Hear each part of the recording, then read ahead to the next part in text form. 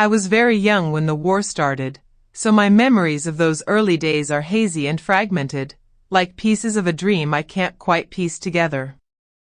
But what I do remember is the fear.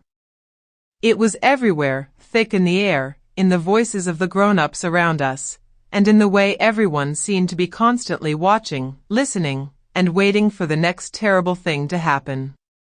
Nobody felt safe. There were whispers, sometimes loud cries, of killings and violence. The adults tried to shield us from the worst of it, but even as a child, I could sense the danger closing in around us. I remember the day my mother gathered us together and told us that we could no longer stay in our home. Her voice trembled as she explained that it wasn't safe anymore, and that we had to leave immediately, to cross the border and find shelter far from the conflict. I didn't want to go. That house was all I had known.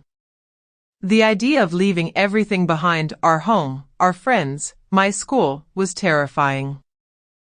My father was not there.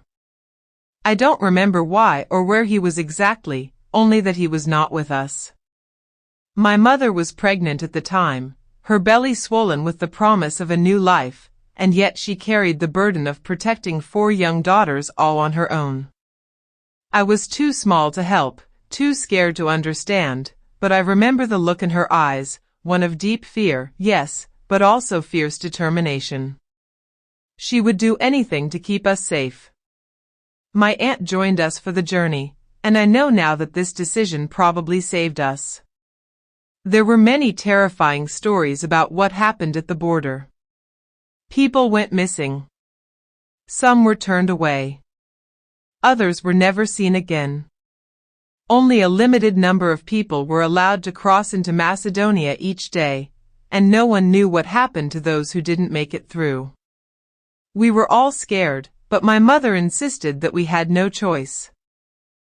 I don't remember much about the border crossing itself, but I've heard the story so many times that I can see it in my mind. There was shouting, crying, people pushing past each other, desperate not to be left behind. Soldiers stood everywhere, their presence adding to the chaos. In that moment, just as we were crossing, my older sister got lost in the crowd. My mother panicked, truly panicked, for the first time. She thought my sister had been taken, or that she'd be trapped on the wrong side of the border forever. But my aunt, somehow, found her, pulled her through the chaos just in time. We crossed as a family, and that moment of reunion was one of both relief and overwhelming emotion. We stayed with my mother's family in Macedonia. It was safer there, though we still lived with the uncertainty of the war back home. I grew up quickly during that time, even if I didn't understand everything that was happening. When the war finally ended, we returned to our home, but nothing was quite the same. The buildings stood, but the sense of peace had been fractured. Then, when I was 8, my mother told us we were moving again. This time, to England. I was old enough now to remember the last time we had moved, and the fear came rushing back. I didn't want to leave again. I didn't want to face that unknown. But my mother said we were going for a better life, for opportunity, for a future. I cried when we left. I didn't want to leave my friends, the few things that felt familiar. But when we arrived in England, something changed. Slowly, I began to see the possibilities. School here was different. We stayed until 3, which I didn't like at first, but soon appreciated. There were more subjects, more choices, and a sense that anyone could achieve something if they worked hard enough. University was a real goal, even for someone like me who came from a small village far away. It wasn't easy to adjust. I felt out of place at times, but I wasn't alone.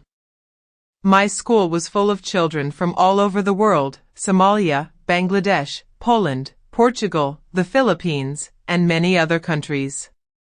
We were all different, but in that difference, we found common ground. I stopped feeling like the girl from Albania and started feeling like just another student, just another friend. Now, when I look back, I realize that this story isn't just about war or hardship. It's about resilience. It's about how my mother's bravery and my family's strength brought us through unimaginable times. It's about the pain of leaving and the hope of beginning again. And most importantly, it's about change, not just surviving it, but embracing it.